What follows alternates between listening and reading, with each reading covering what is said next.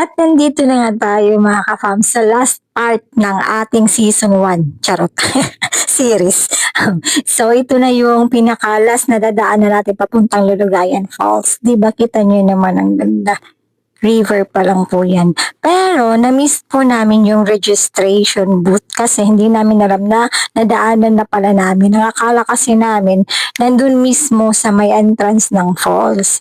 So babalik kami para mag-register sa registration booth nila na nakalagay pala doon sa may malapit sa signage na I love Literon. So medyo parang malayo-layo yata yun eh. Kasi nadaanan namin kanina. So, ayan, lakad ng konti. Tapos ito na yun.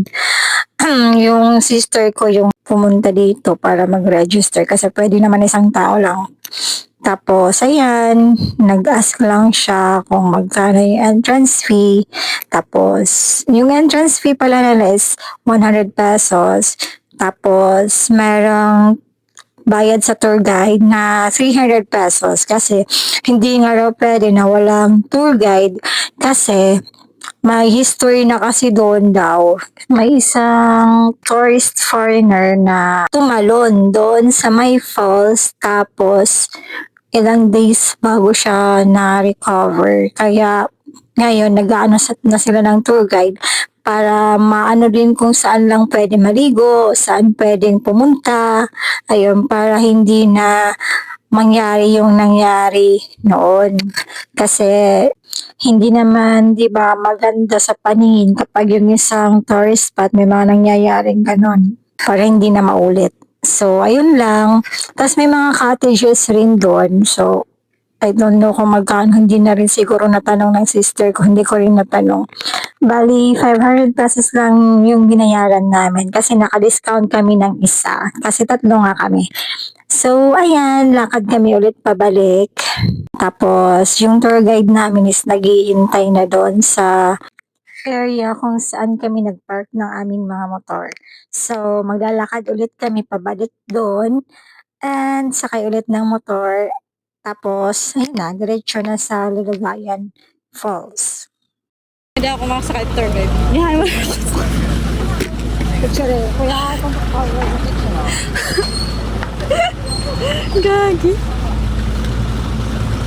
Narinig nyo yon? Sa tour guide daw siya sasakay para diretsong tour sa buhay niya. Charot! And after all the struggles in life, ay, may ganon. So, nandito na kami. Nakarating na kami ng Lulugayan Falls. So, we are very excited kahit nakakapagod, nakaka-excite at the same time. So, dito lang namin ipapark yung mga motor namin because safe naman raw. Hello guys, hindi na kami may Lulugayan Falls. Hindi na kami tour guide. Pero dito yung Asya. Yan ito pag-una tam tour guide adi loyo. Adi. So ayan, naguna-una lati ya. Ginkuha na niyan trabaho ng tour guide. Agawan. So ayan na, nakakapati ka mo. Kusog. Mga kusog, ayun o. Gobi. Kusog. Lumakat kami mga 10:10. Tapos nagbiyahe kami Pakaadiha, Calviga. So it's 1:47. Mag-lunch kami may pinabak daw. Yan. Ang oras na gimbiyahe na mga almost 4 hours. Hala! Yung hanging bridge lagi. Pero guban na, diri na dito nakukuanan. Pwede pa ako natin. So, yung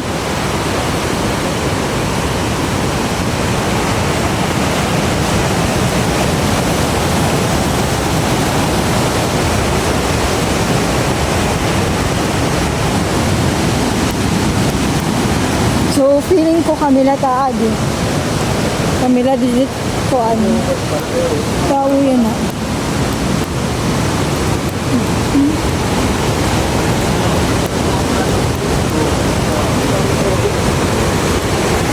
Wow! Amazing!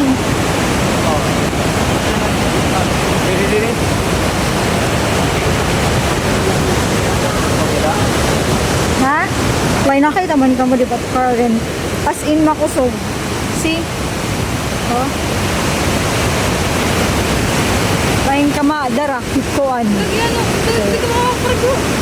Dere bahay nga tulad dito na part pwede ko marigwa. Dan may mga cottage siguro. Din ipang picture. Alak nakita kasi ako, hindi na lang papapicture. Dira ka nga chinelas? Nauran man nila. Hukas kita ng sapatos. Ganun na ta. So mag-iukas kami sapatos na. Hindi ako nagbatang sapatos.